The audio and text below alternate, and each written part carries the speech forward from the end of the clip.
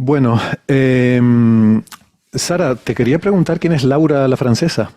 Pues es una obra literaria que se encuentra ahora mismo en la Biblioteca Nacional, aquí en Madrid, junto con un montón de textos del Siglo de Oro español. Hay un montón, la Biblioteca Nacional tiene un archivo lleno de obras de teatro, obras literarias, que están sin clasificar, no tienen autor, pues porque su autor en su momento no las firmó.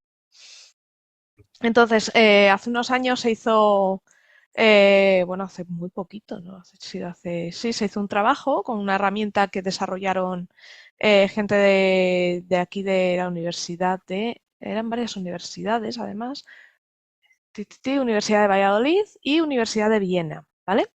Hicieron una transcripción de estos textos. ¿Por qué? Pues porque a la hora de estudiar estos textos, es muy incómodo tener que coger el texto, porque son manuscritos, ¿vale? Coger el manuscrito, leerlo, tal. Y una persona además transcribirlo, os lo podéis imaginar, se pueden tardar hasta años. Entonces, me refiero a años en todos estos miles de textos que hay. ¿Vale? Entonces, ¿qué se hizo? Se hizo un proyecto que desarrolló una herramienta para transcribir automáticamente este tipo de textos. La herramienta se llama Transcribus y la verdad es que funciona muy bien. Es un sistema de inteligencia artificial, entrenable además. Es sí, un clasificador. Entonces, este sistema lo que hace es que él coge y transcribe el texto con un 90% de fiabilidad, ¿vale? Pues son más Esta que yo. precisión, ojo, esta precisión es baja comparado con los transcriptores de cuando de textos escritos a máquina, que alcanzan un 99, ¿vale?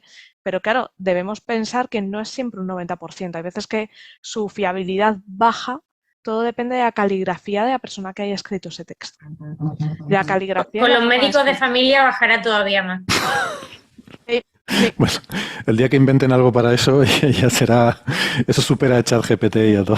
Bueno, pues esta herramienta Transcribus lo que hizo es que transcribió estos textos. Sí que tiene problemas, si bien corrige algunas cosas, las adapta a nuestro lenguaje actual, quita las dobles S, las dobles M, pone acentos y tal, pero sí que tiene problemas porque hay veces hay palabras que no separa o hay palabras que no junta, comete algunos errores, pero comete errores en palabras un poco menos comunes. Entonces, te deja un texto que se puede trabajar muy bien con él, pese a estos errores. Entonces, ¿qué hicieron con ello? Pues se les ocurrió decir, oye, ¿y si hacemos un siguiente trabajo? ¿Y si aplicamos un modelo para ver si reconoce la autoría o no? Bueno, pues hubo una persona que estaba haciendo su doctorado y se le ocurrió hacer esto, ¿vale? La persona se llama Álvaro Cuellar. Entonces, lo que hizo fue un modelo que le pasabas estos mil y pico documentos y él lo que hacía es que te decía si eran de Lope de Vega o si no. Clasificaba Lope, no Lope, Lope, no Lope. Igual, su modelo tiene una tasa de acierto bastante elevada también y funciona muy bien, pero lo curioso aquí es eso, que una de las obras le sacó con unos porcentajes muy altos que era de Lope de Vega. De hecho, los porcentajes, bueno, son un 65, un 67, pero ha llegado hasta un 78, o sea que marcaba que sí que podía ser de Lope de Vega. Y esta obra es La francesa Laura, que es una obra que de haber sido escrita por Lope de Vega se escribió al final de su vida, o sea, al final de la vida en los últimos años. ¿Y de qué va esta obra? Pues va de una muchacha noble que es hija del duque de Bretaña y que está casada con un conde. Bueno, pues esta muchacha tiene la mala suerte de que el heredero al trono de Francia se enamora de ella y se pone a cortejar a pico y pala y venga y dale. El Con tema hoy tan es San mal, Valentín, está clarísimo. con tan mala suerte de que el marido se mosquea e incluso la intenta envenenar, bueno, ocurre ahí de todo, pero finalmente descubre que no, que Laura no ha hecho nada y acaban siendo felices y comiendo perdices. Parece que la prosa, porque este modelo, Acoso y violencia de género de lo loco. a lo Sí, sí, loco, o sí. sea, las Se obras tiraba de el siglo esto, de oro. el siglo de oro es una cosa muy salvaje, claro, esa época, eso era un poco habitual. Hay que cancelar El- a Lope de Vega. Lo pedía Hombre, cancelado. hay que ponerse en su contexto también. Bueno, pues Cancelado el contexto también. el tema, el tema es que, claro, cuando el modelo levantó la mano y dijo esto es de Lope, se pusieron manos a la obra un montón de personas especializadas en Lope de Vega y se dieron cuenta de que efectivamente el estilo es clavado de Lope de Vega. Pero ahora vamos a hablar de mi libro. Vamos a hablar del modelo en cuestión.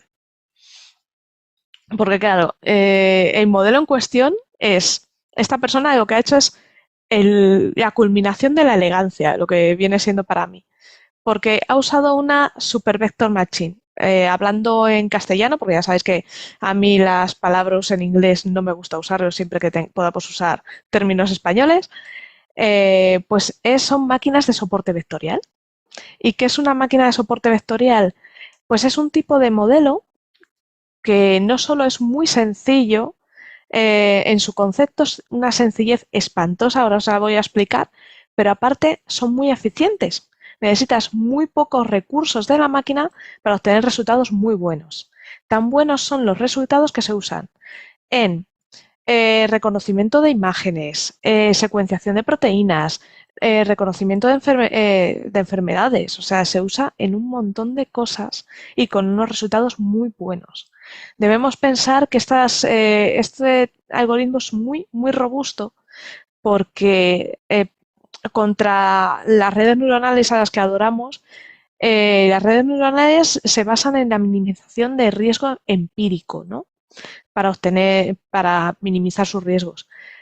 Este se basa en la minimización de riesgo estructural. Es su estructura la que minimiza riesgo. O sea, si acierta, va a acertar siempre. Si falla, va a fallar siempre. O sea, es muy, muy robusto. Pero ahora vamos a lo bonito, cómo se comporta.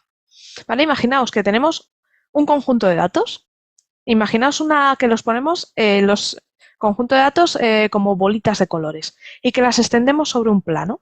¿Vale? Cada color de la bolita representaría una característica. En el caso de estos documentos, serían escritos o no por Lope de Vega, ¿vale? Esto sería el conjunto de entrenamiento. Entonces, tendríamos un batiburrillo de bolitas visto desde arriba de muchos colores. Vamos, de 2 colores. Entonces, ¿cómo las máquinas de soporte vectorial dicen, vale, vamos a separarlas? Hay que separar los 2 conjuntos bien diferenciados. ¿Para qué? Para clasificar, aunque también se han usado para hacer regresión, pero nos vamos a centrar en el clasificador. Entonces, claro, tú lo ves así y hay veces que es muy fácil, que dices, tiro una línea y separo. Vale, pero en muchas ocasiones esto es imposible, porque puedes tener como varios conjuntos muy mezclados, se hace muy complicado. ¿Cómo lo harías? Pues muy fácil. Aquí hacemos como haría todo buen físico teórico o todo buen físico de cuerdas. ¿Qué hacemos? Aumentamos las dimensiones de nuestro problema y así lo hacemos fácil de atacar. Y ahora es cuando José Edestein me suelta una colleja.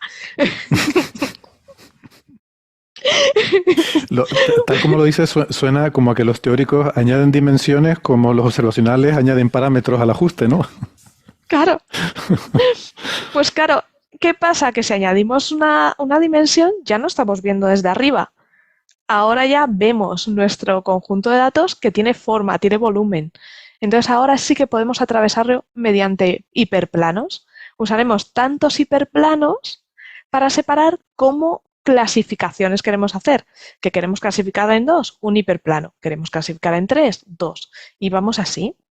Entonces, lo que hacemos es que este hiperplano lo que tiene que hacer es maximizar la distancia de los puntos del conjunto de entrenamiento al plano. O sea, tienes que cortar de tal manera que tu plano diferencia muy, muy bien ambos conjuntos, ¿vale? ¿Por qué? Porque si te viene un nuevo elemento más cercano al plano, siempre lo va a clasificar bien. Para esto, otra cosa que os va a gustar a los físicos, se hacen optimizaciones como la técnica de optimización cuadrática de Lagrange. O sea, lo tiene todo. Sara, lo que has comentado antes es algo así como cuando un niño va por un camino y le dices al niño, ven mejor por el centrito, no te acerques demasiado a los bordes, ¿no? Exacto. Y lo que yo entiendo de lo poquito que he estudiado de cosas de estas técnicas, al final es robusto porque como minimizas, o sea, maximizas, digamos, que te alejes todo lo El posible de margen. los dos conjuntos, o sea, déjame un poquito de margen. Cuando pones un punto nuevo, ese punto no tiene tanto peso. Y luego también en Exacto. mate suele pasar que los algoritmos que son más sencillos suelen ser más robustos. Y los algoritmos que son más complejos, aunque puedan tener más precisión, tienes que tener cuidado con alguna de las condiciones. De manera Eso generalizada, ¿no? Exacto. En este caso funcionan muy bien, tienen sus problemillas también, pero este tipo de algoritmos funcionan muy, muy bien cuando trabajamos con conjuntos de datos con muchísimas características, conjuntos de datos muy complejos. ¿Por qué? Porque nos permiten diferenciar en más conjuntos y permite que haya separaciones y tal. Entonces, ahí los cortes, digamos que es como tú ves algo desde arriba y de repente lo conviertes en un cono o en un salchichón y ya fileteas. Lo que Y un estás es poco también fileteando. como cuando ves a lo mejor galaxias proyectadas en la bóveda celeste y dices, ahí no puedo separar. Pero si le añado, Exacto. aquí lo que pasa es que sabemos que quizás la variable que te conviene añadir es la distancia. Lo bueno de estos métodos es que, bueno, a saber qué variable te conviene añadir, pero si das con la tecla de la variable buena y le pones la distancia, pues esa proyección que a priori podría juntarse más de la cuenta, pues consigues separar suficiente como para pegarle el tajo donde quieras y clasificarlo bien. Exacto. Es que creo que eso justamente es lo que hace el método, buscar cuál es la dimensión que tienes que añadir para que puedas separar de forma óptima esos dos conjuntos, ¿no? Y luego lo que busca, por eso se llaman de soporte vectorial, es la función kernel, que es la función, el vector de soporte, la función que te marca ese vector de soporte o ese plano. Entonces podemos tener cuatro. Una función, podemos usar una vez función lineal para cortar, que sería un corte limpio. Una función polinomial con un poquito de curvatura. La función radial, que ya es un despiporre, que podría tener recovecos para conjuntos muy complejos. Y luego una función sigmoidal. La función sigmoidal nos puede dar algún problemilla en algunos puntos, pero se usa bastante. Estos sistemas, la función sigmoidal se usa bastante también en redes neuronales, la tangente sigmoidal, y y están muy relacionados con este modelo. ¿Por qué están muy relacionados una red neuronal y una máquina de soporte vectorial? Porque estas máquinas se usan a veces para entrenar redes neuronales, suelen ir un poco de la mano. Pueden generar conjuntos de entrenamiento, pueden entrenar. Entonces, pero bueno, al tener menos parámetros, lo que dice Isabel, mucho más fáciles de comprender, más fáciles de realizar y no tenemos tantos riesgos. Y la verdad es que sí que lo único que tiene un problema es la dificultad de entender este hiperplano de corte en el espacio donde hay mayores con muchas dimensiones, porque a lo mejor el pliegue no te sale bien o algo, pero bueno, ahí funcionaría más como una red neuronal, como una caja negra. Pero si no tienes muchos pliegues, tienes un modelo que se puede filetear bien, ahí úsalo porque es fácil, no te va a requerir una computación excesiva. Como veis, es muy simplón. No vas a necesitar un entrenamiento largo, no necesitas nada pesado, ¿no? Entonces, estos sistemas, lo que te digo, es la solución, digamos, a navaja de Ockham. Es una solución sencilla, pero súper fiable. Bueno, y una pregunta que lanzo. ¿Alguien estará pensando en aplicar esto a otros libros? Porque yo probaría con el Lazarillo de Tormes a ver si se descubre algo, ¿no? Pero tienes que tener una muestra del autor de esa época. Claro. Tienes que tener una muestra, o sea, la pregunta que le haces, que es lo que nos contaba Sara en el entrenamiento, es ¿es de este autor o no es de este autor? O sea, tienes que entrenar el sistema para saber si es de un autor o no. Sí, claro, pero es que puedes coger los autores más importantes de esa época, ¿no? El sistema está entrenado con 350 dramaturgos. Aunque él lo ha usado solo para Lope o no Lope, pero se podrían meter más cortes hasta 350. O sea que, digamos que le tiene bastante bien, está bastante bien entrenado. Pero porque se piensa que el Lazarillo es de algún escritor conocido de la época o puede ser de alguien que no llegó a pasar a la historia, que es lo yo siempre había entendido eso, que es anónimo. Claro, vale, no se sabe, pero claro. Bueno, ya. O sea, yo siempre había pensado que era de alguien que no quedó constancia histórica de su figura, pero claro, podría ser de... Lo que se piensa de la francesa Laura, porque a la hora de escribirla está escrito por 3 manos. O sea, lo que ha llegado a la Biblioteca Nacional no es el manuscrito original, es una copia, escrita por 3 personas.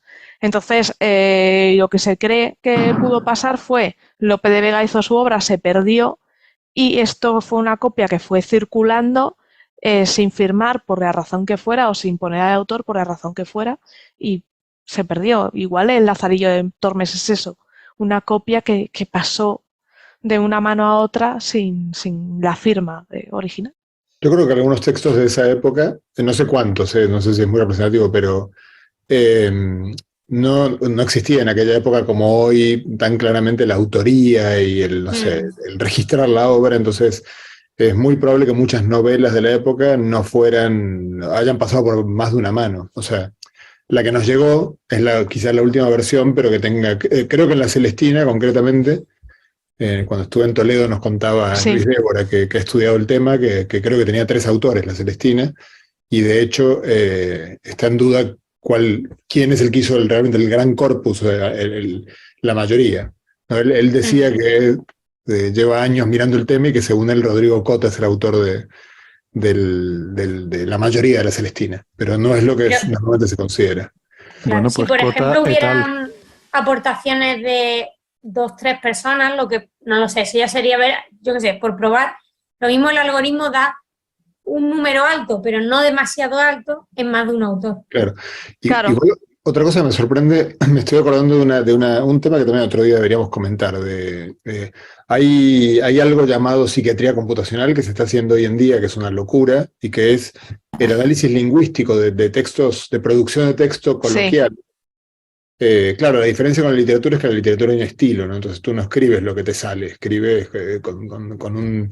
no hay una naturalidad en principio en la escritura.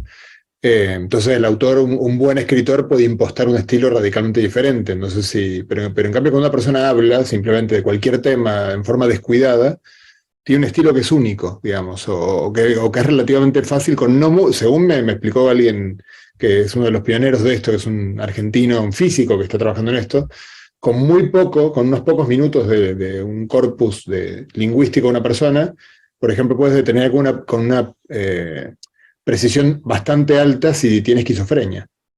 Por la estructura que utiliza, cosas así. Entonces me sorprende que la autoría no pueda conseguirse algo parecido.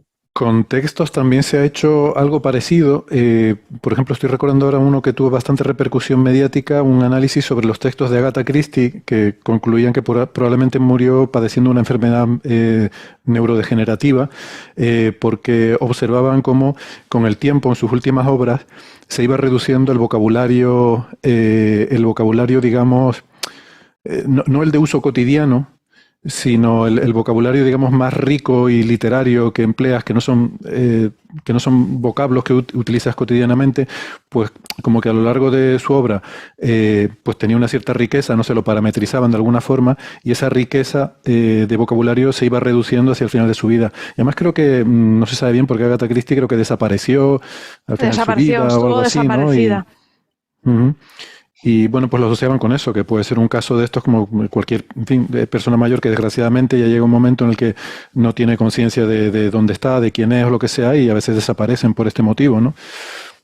Bueno, son cosas que están empezando a emerger y desde luego no parecen disparatadas. A ese nivel, claro, no queramos tampoco hacer astrología computacional con los... Te analizo un texto y te digo que tu afinidad sería con los de este otro signo y vas a tener mala suerte esta semana porque ten cuidado al salir de casa con... Bueno, en fin, esas cosas son un poco... Oye, estamos llegando al final de este bloque y no me gustaría terminar sin la reivindicación que es si no lo digo reviento. Y es que todo esto de lo que hemos estado hablando, que es súper interesante, y Lope de Vega y todos estos escritores tan maravillosos del siglo de oro, que además, por cierto, saludos a Neferchiti, que se dedica a estudiar precisamente los sonetos del siglo de oro. El siglo de oro es una época de florecimiento intelectual en España, de las artes, de la literatura, pero no hay un siglo de oro científico. ¿Dónde está?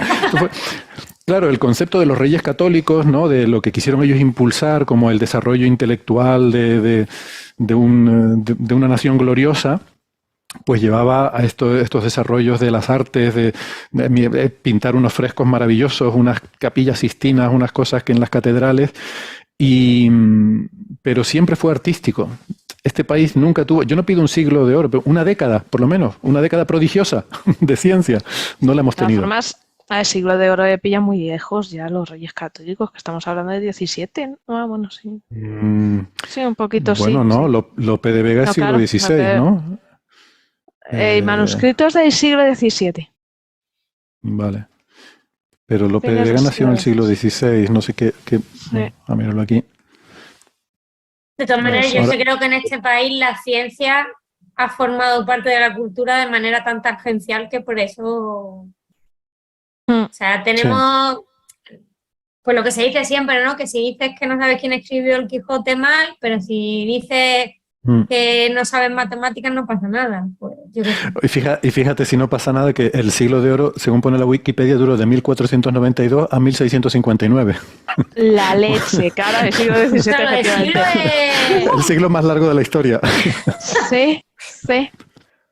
Telita. Bueno, esto creo que lo deja todo muy claro. Impresionante. Venga. Sí, Lope de Vega nació en 1562, es decir, en mitad del siglo XVI, y los reyes católicos murieron al principio del siglo XVI, sobre 1515-20. O sea, llevaba 40 años muertos los reyes católicos cuando nació Lope de Vega. Sí, bueno, pero cuando quiero decir el impulso que se da, o sea, son cosas que trascienden una generación, ¿no? O sea, cuando, Sí, claro. Estamos hablando de que ya se conocía América, había ese impulso económico, esa... O sea, había noción de no sé, de imperio, de nación gloriosa que se tenía que manifestar también en una cierta producción intelectual. Y esa producción intelectual fue, como no puede ser de otra forma en este país, al mundo de las artes, que está genial. O sea, nos encanta que haya... Laura, la francesa, es una maravilla, seguro. La sinopsis que nos hizo Sara me dejó con ganas de ir a leerla. Voy a ver si la busco ahora en Amazon. Es una obra de teatro. De hecho, Bien. ya está transcrita.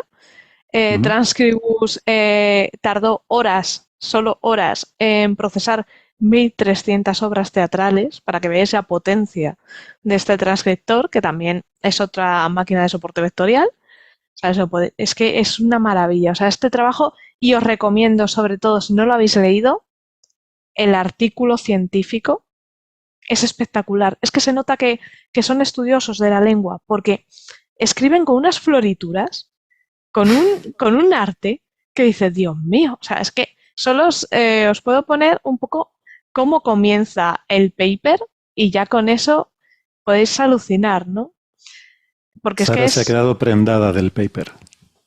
A ver, un paper que comienza con poderosos aliados resultan los recursos informáticos para investigador de teatro del siglo de oro. Si no esto hubiera sido mucho más difícil, puede que imposible, que la francesa Laura se hubiera puesto en nuestro punto de mira, como pieza que cobrar para el repertorio de Lope de Vega sin que existiera ninguna pista previa que delatara su relación con él. Es que es... Eso lo escribió ChatGPT, pero como clarísimo. No, te iba a decir que la primera frase, luego mejoró, pero la primera frase se la podía haber atribuido a Jar Jar Binks. Sí, también, sí, también.